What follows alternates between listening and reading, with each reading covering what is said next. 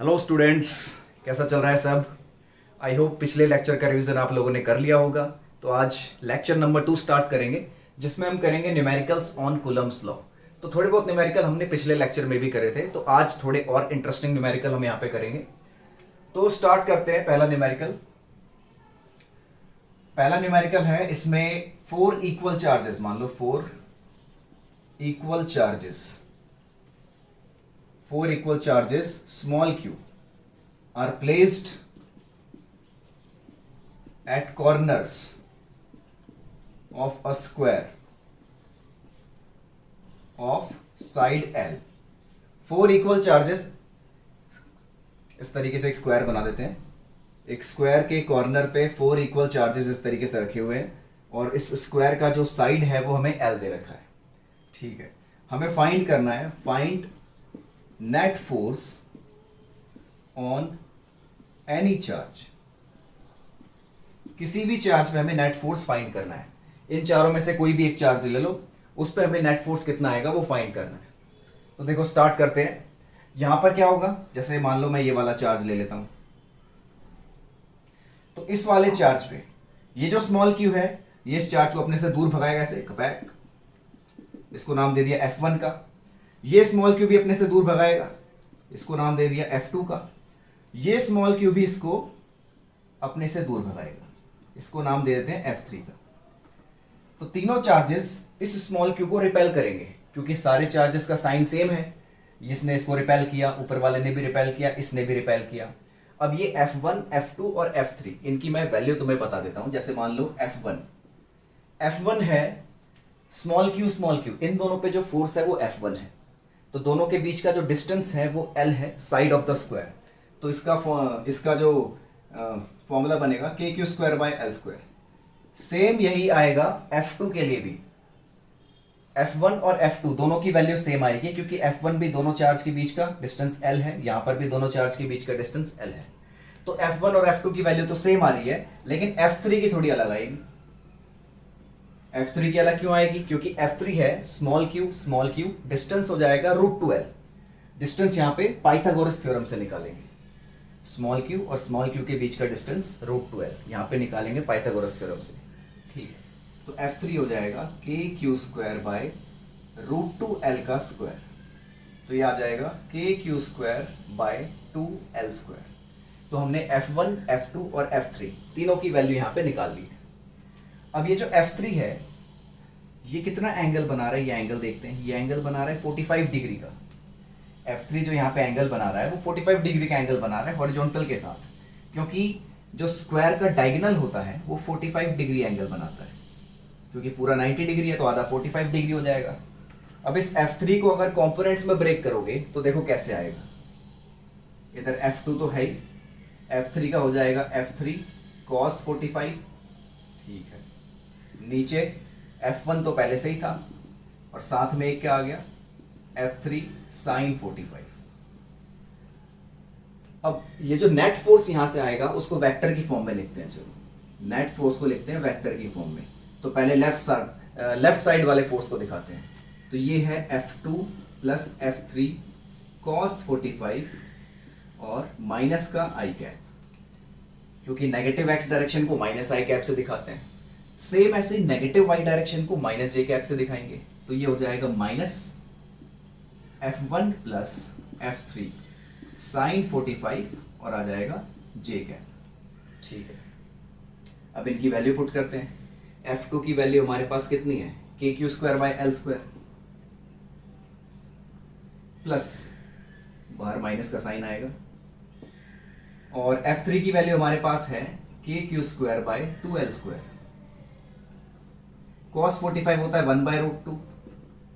ठीक है, माइनस, अब ये F1 और F3 मतलब सेम वैल्यू आ जाएगी। F1 की वैल्यू KQ²/L² और ये F3 की KQ²/2L² और 1/√2, और ये आ जाएगा j कैप। ठीक है, तो ये हमने कर लिया। इसके बाद देखो दोनों वैल्यू सेम आ रही है, KQ²/L², KQ², तो ये वैल्यू हम यहाँ पे ले लेते हैं कॉमन।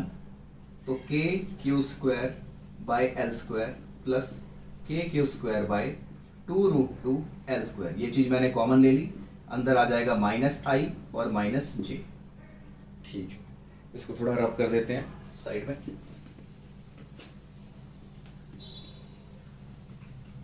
देखो ये वैल्यू आ गई।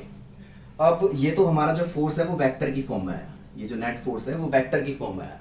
अगर इसका हमें मैग्नीट्यूड निकालना है तो मैग्नीट्यूड निकालने के लिए क्या करेंगे, देखो मैग्नीट्यूड निकालने के लिए हम क्या करते हैं, जो कॉमन होता है उसको तो पहले बाहर ही लिख देते हैं। कॉमन है KQ²/L² प्लस KQ²/2√2L²। जो कॉमन है उसको बाहर लिख दिया और अंदर आता है अंडर रूट में i के कोफिशिएंट का स्क्वायर प्लस j के कोफिशिएंट का स्क्वायर। i का कोफिशिएंट है -1, तो -1 का स्क्वायर +1 हो जाएगा, उसका भी -1 है तो स्क्वायर +1 हो जाएगा। तो ये नेट फोर्स का मैग्नीट्यूड आ गया कि नेट फोर्स की वैल्यू कितनी है, √1√1√2 हो जाएगा और KQ²/L² प्लस KQ²/2√2L²। इस √2 को अंदर मल्टीप्लाई करोगे तो ये आंसर आ जाएगा, √2 KQ²/L² प्लस ये √2 यहाँ पे कट जाएगा, KQ²/2L²। देख लो, नोट कर लो ये।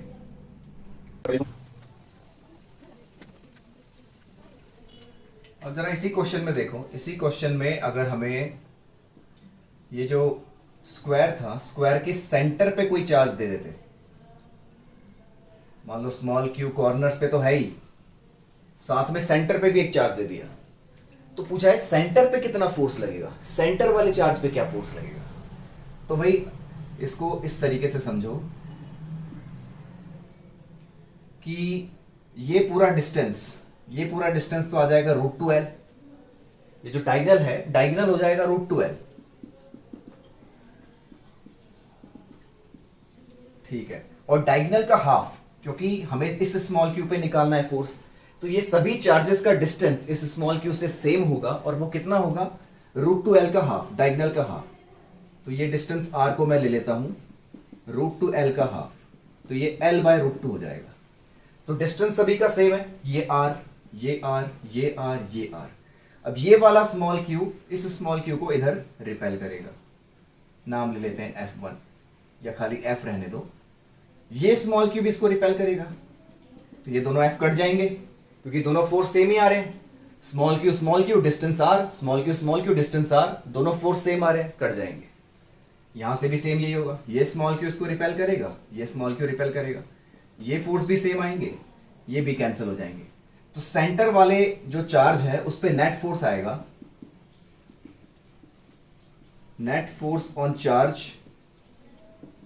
Present at centre equals to 0। Centre पे जो चार्ज प्रेजेंट है उस पे नेट फोर्स 0 आएगा। तो ऐसे कोई भी अगर मैं रेगुलर फिगर बना दूं, रेगुलर फिगर मतलब इस तरीके से एक हेक्सागोन ले लिया, हेक्सागोन के सेंटर पे एक चार्ज रखा है और उस पे पूछा है कि नेट फोर्स बताओ। तो रेगुलर फिगर का मतलब होता है सभी साइड्स इक्वल होनी चाहिए। यहां पर भी सभी साइड्स इक्वल है, हेक्सागोन की जितनी भी साइड्स हैं वो सारी साइड्स हमने इक्वल ले रखी हैं। सेंटर पे नेट फोर्स यहां पर भी 0 आएगा, जैसे यहां पे सेंटर पे नेट फोर्स 0 आया, सेम यहां पे रेगुलर फिगर वाले हेक्सागोन पे नेट फोर्स 0 आएगा। ठीक है, लेकिन अगर यहां पे हमसे मान लो, इसको हटा देते हैं, इसी पे बात करते हैं। इस पे हमें सभी कॉर्नर पे चार्ज नहीं दे रखे होते, यहां चार्ज दिया है, यहां दिया है, यहां दिया है, यहां चार्ज नहीं दिया। अब सेंटर पे हमें 1 कूलम का चार्ज है, उस पे नेट फोर्स बताना है। तो बहुत ही सिंपल है, ये वाले चार्ज से जो फोर्स लग रहा है और ये वाले चार्ज से जो फोर्स लग रहा है वो तो कैंसिल हो जाएगा। ये वाला फोर्स मान लो F, ये वाला फोर्स मान लो F, ये तो कैंसिल हो जाएगा। सिर्फ किसकी वजह से फोर्स बचेगा, इस स्मॉल क्यू की वजह से फोर्स बचेगा। तो ये वाला फोर्स हमारा नेट फोर्स होगा, F नेट, क्योंकि ये दोनों फोर्स तो कैंसिल हो जाएंगे। ये नेट फोर्स होगा और नेट फोर्स की वैल्यू होगी KQ1 बाई डिस्टेंस L/√2 का स्क्वायर।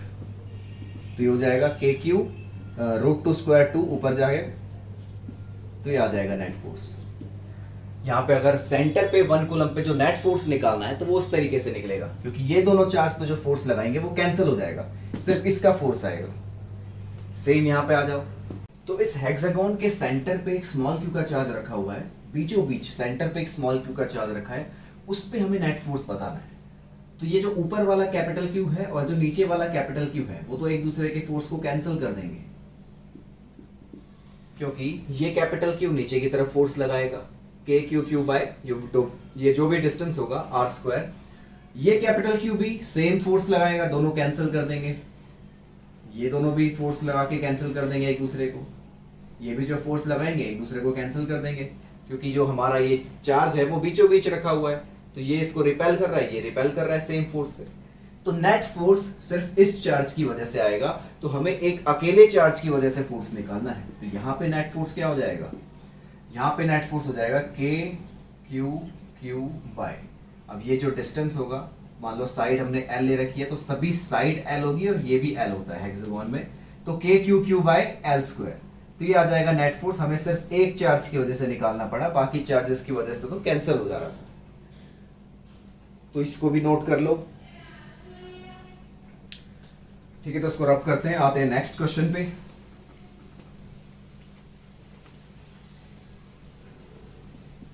तो देखो अगला क्वेश्चन कुछ इस तरीके से है कि यहां पर एक हमने कोऑर्डिनेट एक्सिस बना दी, कोऑर्डिनेट एक्सिस के ओरिजिन पे एक 1 कूलम का चार्ज रखा हुआ है, कोऑर्डिनेट एक्सिस के ओरिजिन पे 1 कूलम का चार्ज है, और यहां पर छोटे छोटे स्मॉल क्यू चार्ज रखे हुए हैं, एक 1,0 पे, एक 2,0 पे, एक 4,0 पे और 8,0, इस तरीके से चलता जा रहा है। ये स्मॉल क्यू के चार्ज इस तरीके से रखे हुए हैं। तो हमें बताना है कि 1 कूलम के चार्ज पे नेट फोर्स कितना लग रहा है। यहां पर ये जो 1 कूलम का चार्ज है उस पर नेट फोर्स कितना लग रहा है ये हमें बताना है। तो ठीक है, मान लो ये सारे के सारे क्यू चार्ज जो है वो पॉजिटिव हैं, तो सारे के सारे चार्ज 1 कूलम पे फोर्स देखो किस डायरेक्शन में लगाएंगे, सभी चार्ज 1 कूलम पे लेफ्ट डायरेक्शन में फोर्स लगाएंगे, 1 कूलम को रिपेल करेगा। तो अभी मैं खाली मैग्नीट्यूड लिख रहा हूं, तो मैग्नीट्यूड में माइनस प्लस लिखने की जरूरत नहीं है। तो के क्यू और 1 नीचे डिस्टेंस का स्क्वायर, प्लस के क्यू 1 नीचे डिस्टेंस 2 का स्क्वायर, प्लस के क्यू 1 नीचे डिस्टेंस 4 का स्क्वायर। तो इस तरीके से ये चलता जाएगा, ठीक है। इन सभी में के क्यू ले लेते हैं कॉमन, तो 1 प्लस 1 बाय 2 का स्क्वायर 4 हो जाएगा, प्लस 1 बाय 4 का स्क्वायर 16 हो जाएगा, प्लस 1 बाय 8 का 64 हो जाएगा। ये इस तरीके से चलता जाएगा। अब इसको अगर ध्यान से देखो तो ये एक ज्योमेट्रिक प्रोग्रेशन जीपी बन रहा है। जीपी में क्या होता है, कॉमन रेशियो इक्वल होता है, तो सेकंड टर्म को फर्स्ट टर्म से डिवाइड करोगे 1/4 अपॉन 1, तो 1/4 आ रहा है। सेम ऐसे ही 1/16 को डिवाइड करोगे 1/4 से, तो भी 1/4 आएगा। तो यानी कि एक ज्योमेट्रिक प्रोग्रेशन है जिसमें कॉमन रेशियो आ रहा है, सभी में कॉमन रेशियो आ रहा है एक। तो इस ज्योमेट्रिक प्रोग्रेशन को ध्यान से देखो, इसको बोला जाता है इनफाइनाइट जीपी, जो इन्फिनिटी तक चलता जा रहा है, क्योंकि ये चार्जेस आगे बढ़ते जा रहे हैं, ये सारी वैल्यूज आगे बढ़ते जा रही है, तो ये जो हमारा जीपी है वो इन्फिनिटी तक चलता जा रहा है। तो इनफाइनाइट जीपी के लिए सम का फॉर्मूला मैं लिख देता हूं, सम ऑफ इनफाइनाइट जीपी होता है a/1 - r। ये सम ऑफ इनफाइनाइट जीपी का फॉर्मूला है, ठीक है। तो यहां पर एक काम करते हैं, इसमें सम ऑफ इनफाइनाइट जीपी वाला फॉर्मूला लगाते हैं, तो नेट फोर्स हो जाएगा के क्यू और अंदर फर्स्ट टर्म कितनी है 1, तो a/1 माइनस कॉमन रेशियो है 1/4। अब यहाँ पे एक और चीज कि इनफाइनाइट जीपी का ये जो फॉर्मूला है ये हम तभी लगा सकते हैं जब कॉमन रेशियो 1 से छोटा आए। कॉमन रेशियो अगर 1 से बड़ा आएगा तो इनफाइनाइट जीपी का ये फॉर्मूला हम नहीं लगा सकते। कॉमन रेशियो 1 से छोटा आएगा तभी इनफाइनाइट जीपी का ये फॉर्मूला हम लगा सकते हैं, ठीक है। तो के क्यू नीचे 1 माइनस 1 अपॉन ये 3/4 हो जाएगा माइनस करके, तो 4k3/3 ये आ रहा है फोर्स का मैग्नीट्यूड। फोर्स को अगर वेक्टर की फॉर्म में लिखा जाए तो -4k3/3 आई कैप, नेगेटिव एक्स की डायरेक्शन में। तो नोट कर लो, ये भी इंपॉर्टेंट क्वेश्चन है, ठीक है। तो आते हैं नेक्स्ट क्वेश्चन पे।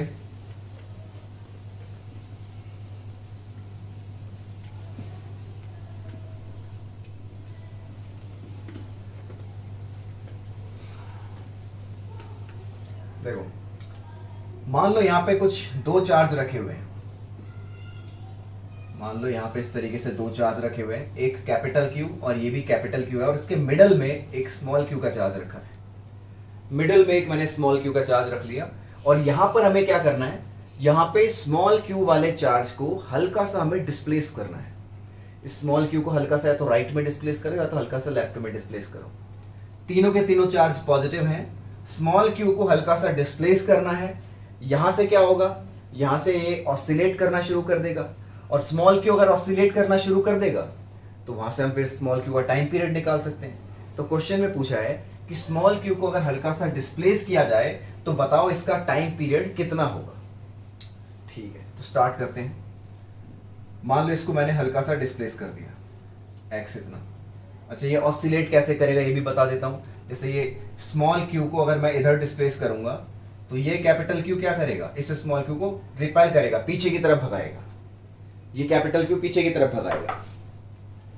जब स्मॉल क्यू यहां पर पहुंचेगा, मान लो इस पॉइंट पे, पहले पॉइंट पे पहुंचेगा, तो डिस्टेंस 1 और कैपिटल क्यू का डिस्टेंस कम है तो इसका फोर्स ज्यादा लगेगा।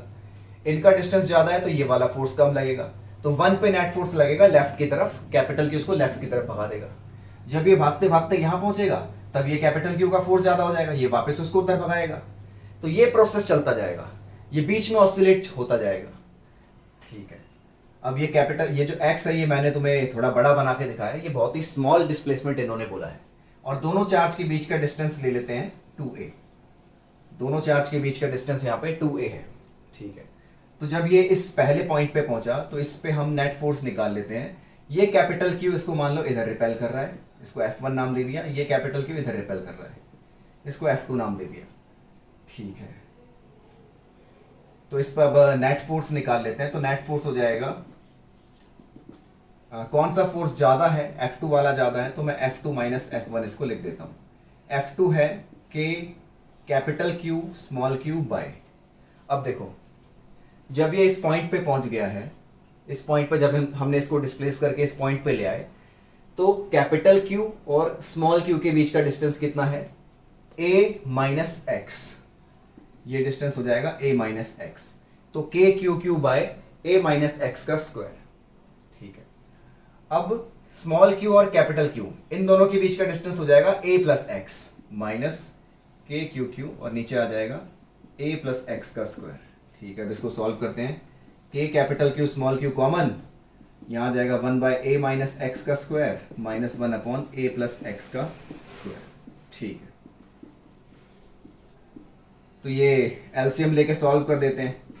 a प्लस एक्स का square minus a minus x का स्क्वायर, नीचे आ जाएगा a माइनस एक्स का स्क्वायर और a प्लस एक्स का स्क्वायर।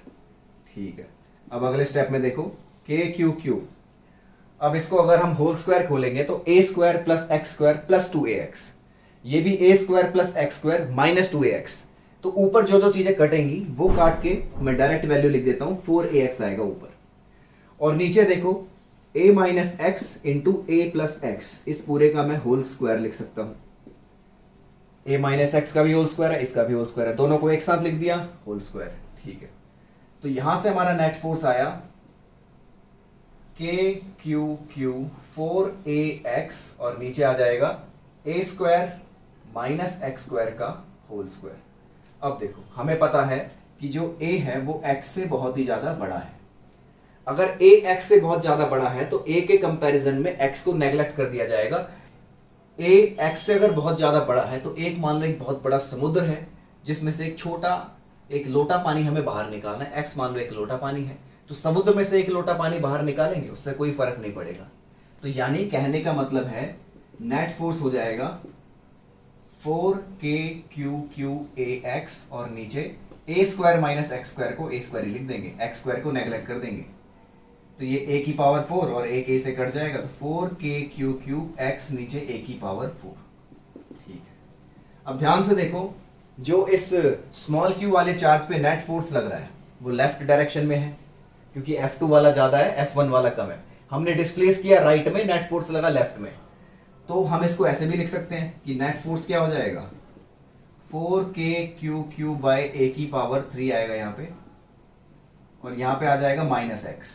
तो हम इसको ऐसे लिख सकते हैं क्योंकि फोर्स और डिस्प्लेसमेंट दोनों की डायरेक्शन अपोजिट है, दोनों की डायरेक्शन अपोजिट है।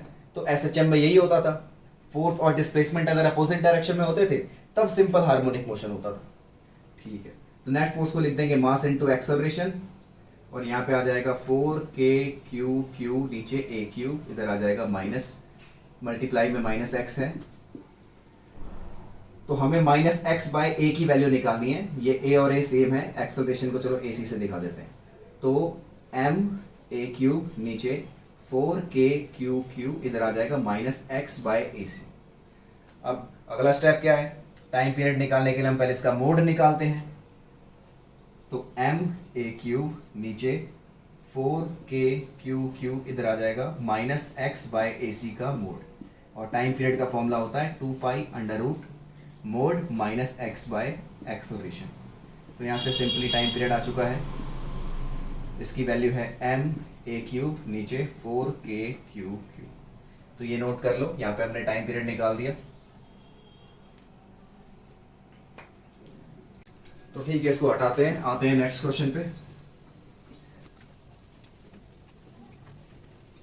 तो अगला क्वेश्चन कुछ इस तरीके से है, मान लो अगला क्वेश्चन कुछ इस तरीके से है कि एक कैपिटल क्यू चार्ज है हमारे पास, उस कैपिटल क्यू चार्ज को दो पार्ट्स में ब्रेक करना है।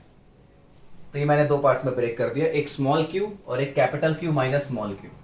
चार्ज हमारे पास एक कैपिटल क्यू था, उसको दो पार्ट्स में ब्रेक कर दिया, एक स्मॉल क्यू और एक capital Q minus small Q. ठीक है, तो इनके बीच में डिस्टेंस को 4 ले लेते हैं। तो हमें बताना है कि भाई कि स्मॉल क्यू की वैल्यू कितनी हो कि इनके बीच में जो फोर्स है वो मैक्सिमम आ जाए, इनके बीच में फोर्स मैक्सिमम आ जाए। तो फोर्स का फॉर्मूला तो होता है k/q डिवाइड में डिस्टेंस का स्क्वायर। तो k स्मॉल q हो जाएगा और माइनस k/q² हो जाएगा, नीचे r² हो जाएगा। ठीक है, तो फोर्स की वैल्यू मैक्सिमम बनाने के लिए सबसे पहले हम क्या करेंगे, यहाँ पे डिफरेंशिएट, dF/dq हो जाएगा, इसको डिफरेंशिएट करते हैं। ठीक है, तो kq और q का डिफरेंशिएशन यहाँ पे 1 हो जाएगा, माइनस k/q² का 2q हो जाएगा, नीचे r² एज इट इज, क्योंकि r² यहाँ पे कांस्टेंट है। तो dF/dq को फिर हम क्या करते हैं, अगले स्टेप में 0 पुट करते हैं, इसको 0 पुट करते हैं, तो यहाँ से स्मॉल q की वैल्यू निकालेंगे। तो kq minus 2kq by r² equals to 0। तो स्मॉल q की वैल्यू आ जाएगी कैपिटल Q बाई 2। ठीक है, तो यहाँ से स्मॉल q की वैल्यू आ रही है कैपिटल Q बाई 2। अब ये इस पर फोर्स मैक्सिमम है या नहीं है ये चेक करने के लिए डबल डेरिवेटिव करते हैं, d2f/dq²। इसका हमने डबल डेरिवेटिव किया, तो kq का डिफरेंशिएशन तो 0 हो जाएगा, माइनस 2kq का हो जाएगा 2k और नीचे r²। तो डबल डेरिवेटिव नेगेटिव आ रहा है, इसका मतलब small q equals to q/2 is point of maxima, यानी इस पर फोर्स मैक्सिमम आएगा। तो हमें पता चल गया स्मॉल q की वैल्यू अगर कैपिटल Q/2 लेंगे तो इन दोनों के बीच में जो फोर्स आएगा वो मैक्सिमम आएगा। तो ये भी नोट कर लो। चलो ठीक है, मैक्सिमम क्वेश्चन तो कूलम्ब्स लॉ के हो ही गए। कूलम्ब्स लॉ के ज्यादातर क्वेश्चन तो मैंने करा दिए यहाँ पे। अब एक टॉपिक स्टार्ट करते हैं जो कि है vector form of Coulomb's law, Coulomb's law की वेक्टर फॉर्म। ठीक है,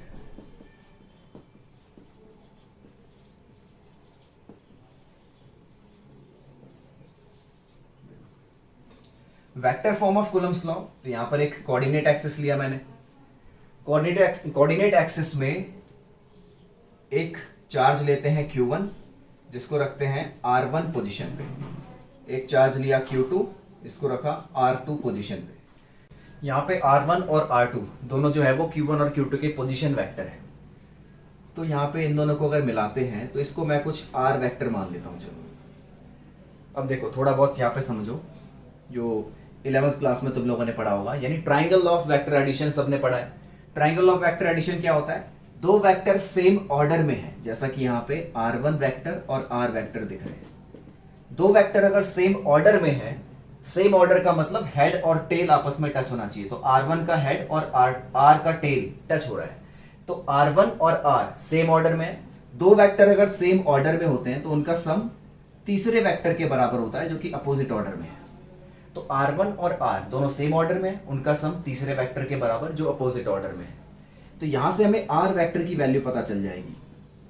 R2 माइनस R1, ठीक है। तो R वेक्टर का मैग्नीट्यूड भी मिल जाएगा, R2 माइनस R1 का मैग्नीट्यूड, ठीक है। मैग्नीट्यूड क्या होता है किसी वेक्टर का? मैग्नीट्यूड याद है, किसी वेक्टर का मैग्नीट्यूड होता है उस वेक्टर की लेंथ। तो भाई R वेक्टर का जो मैग्नीट्यूड है वो R वेक्टर की लेंथ होगी, क्योंकि जब हम फोर्स का भी फॉर्मूला लगाएंगे तो हमें लेंथ की जरूरत पड़ेगी, उसमें डिस्टेंस होता है तो हमें डिस्टेंस की जरूरत पड़ेगी। तो ठीक है, यहाँ पे फोर्स लगाते हैं। अच्छा, यहाँ पे अज्यूम कर लेते हैं पहले एक चीज, assume that Q1 and Q2 both are positive. Q1 और Q2 दोनों को यहाँ पे मैंने पॉजिटिव अज्यूम कर लिया कि Q1 भी पॉजिटिव है और Q2 भी पॉजिटिव है, ठीक है। तो पहले लिखते हैं F12 वेक्टर की फॉर्म में। 12 का मतलब है फोर्स ऑन चार्ज 1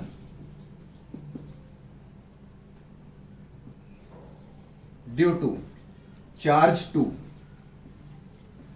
चार्ज 1 पे चार्ज 2 की वजह से जो फोर्स आ रहा है उसको F12 का नाम दिया है, ठीक है।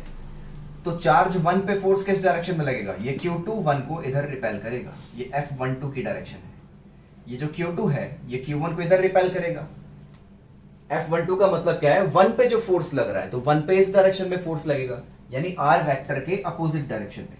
तो F12 की वैल्यू आ जाएगी K Q1 Q2, नीचे जो इनके बीच में डिस्टेंस है यानी R वेक्टर का मैग्नीट्यूड, इसका स्क्वायर इनटू। अब देखो, ये तो हो गया फोर्स का मैग्नीट्यूड।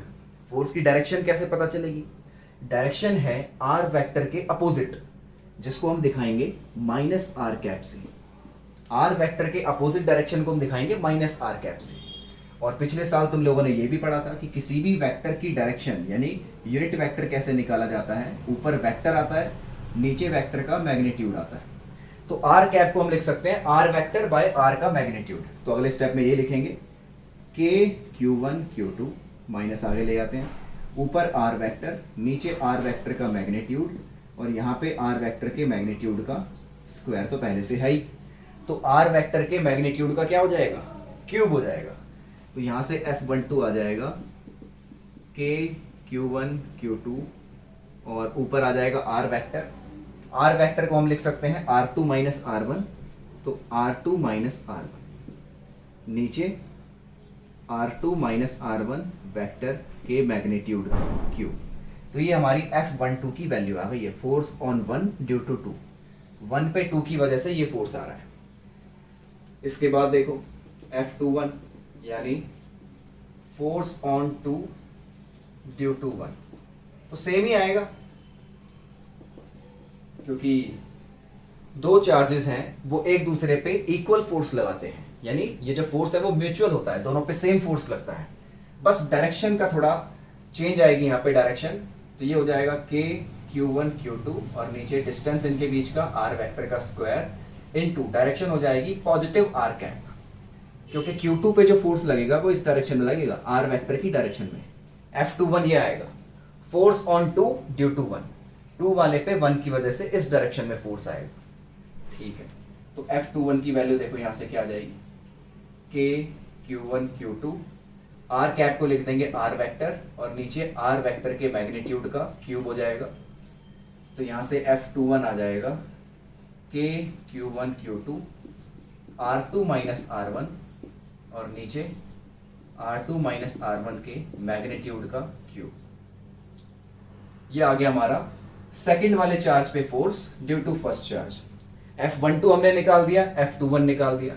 यहां से हमें एक चीज पता चल रही है कि F21 जो है वो माइनस ऑफ F12 है, यानी दोनों चार्ज पे जो फोर्स लग रहा है वो फोर्स का मैग्नीट्यूड तो इक्वल है पर डायरेक्शन अपोजिट है। तो ये हमें याद रखना है कि दो चार्जेस पे फोर्स तो इक्वल लगता है, दो चार्ज पे जो म्यूचुअल फोर्स है इलेक्ट्रोस्टैटिक फोर्स, वो फोर्स तो इक्वल लगता है लेकिन डायरेक्शन अपोजिट आती है। तो ये vector form of Coulomb's law, ये भी नोट कर लो।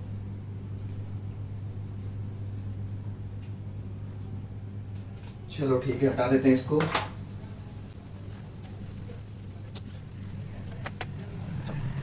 इसके बाद आता है relation between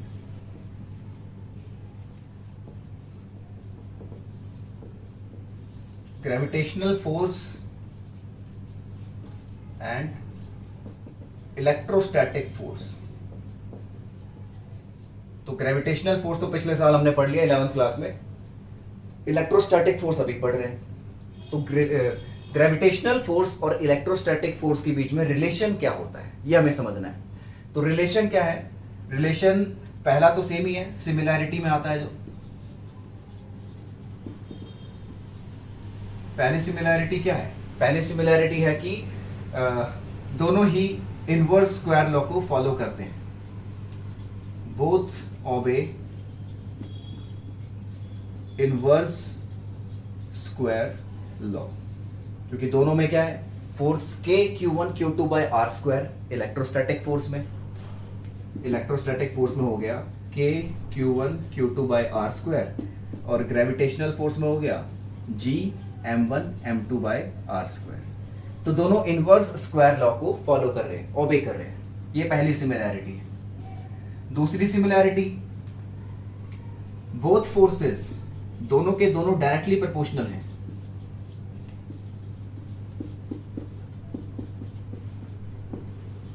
both forces are proportional to product of charges और मासेस। जैसा कि ऊपर देख रहे हो, both forces are proportional to product of charges, यानी दोनों के दोनों फोर्स चार्ज के प्रोडक्ट के प्रोपोर्शनल है या मास के प्रोडक्ट के प्रोपोर्शनल है। तो जब हम इलेक्ट्रोस्टैटिक फोर्स में कूलम्ब्स लॉ को जब डिफाइन करते हैं तो कूलम्ब्स लॉ क्या कहता है? Force directly proportional to product of charge. Gravitational force में force directly proportional to product of masses. तो वही चीज है, दूसरी सिमिलैरिटी इनके बीच में ये रही। तीसरी similarity, both are central forces. Central forces, central forces का मतलब होता है जैसे ये दो चार्ज या दो मास कुछ भी रखे हुए हैं, इनके बीच में जो फोर्स लग रहा है वो फोर्स उस लाइन पे लगेगा जो दोनों चार्ज को मिलकर बना रही है, यानी कि या तो रिपेल करेगा इसी लाइन में, अट्रैक्ट करेगा तो इसी लाइन में। सेंट्रल फोर्स होता है कि सेंटर टू सेंटर का जो डिस्टेंस है, जो लाइन बन रही है, उसी लाइन के अलोंग फोर्स लगेगा। दोनों चार्जेस पे जो फोर्स लगेगा या दो मासेस पे जो फोर्स लगेगा वो along the line joining the two charges या along the line joining the two masses, इसको कहते हैं सेंट्रल फोर्स। इसके बाद डिसिमिलैरिटी,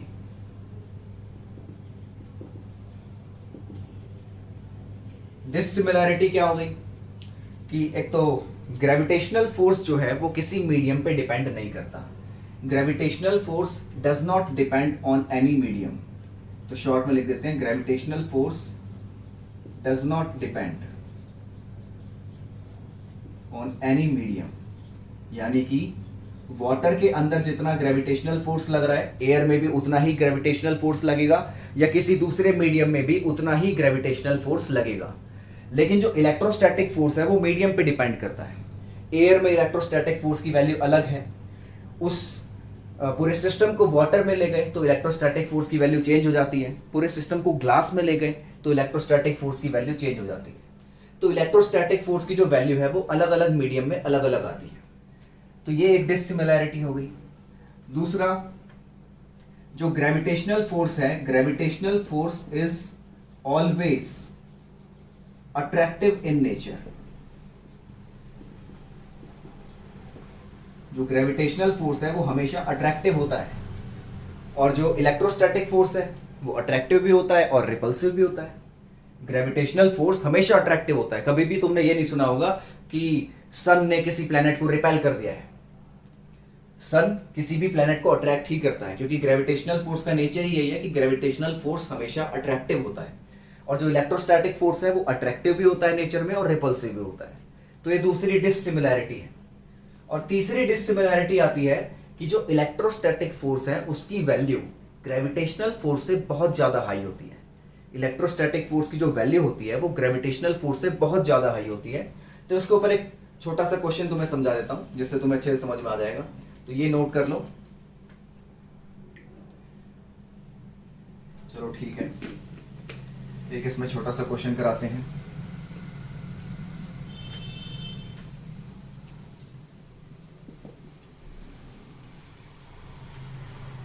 क्वेश्चन है,